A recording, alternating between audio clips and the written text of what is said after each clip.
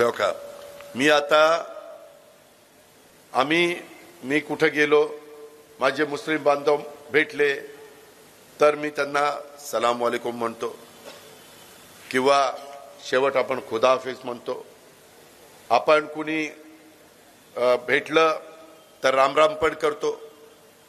आपण वारकरी संप्रदायाचे लोक भेटलो की रामकृष्ण हरी म्हणतो.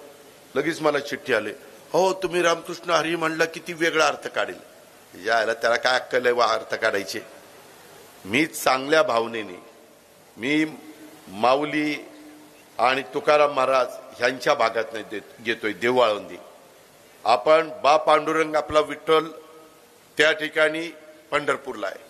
त्याच्यावर वेगळा अर्थ काढू नका रे. तुमच्या मनात शंका आहे, तुम्ही तुमचं मन स्वच्छ ठेवा. तुम्ही चुकीचा विचार देखील मनात आणू नका.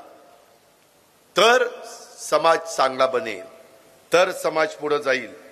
त्याच्यामुळं ही बीड किंवा मराठवाडा संतांची भूमी आहे आणि संतांच्या भूमीमध्ये आल्यानंतर वारकरी संप्रदाय मोठा आहे. त्याच्याकरता मी म्हटलं त्याच्यातनं वेगळा अर्थ कृपा करून माझ्या लाडक्या बहिणींनी पण काढू नये. करावं खोटा नाटा प्रचार कोणी करत असेल तर त्या ठिकाणी निक्षून सांगा.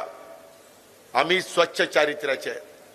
आमचा मराठवाडा साधू संतांचा मराठवाडा आहे. आम्ही सगळे निर्व्यसनी आहोत, व्यसनाधीन नाही.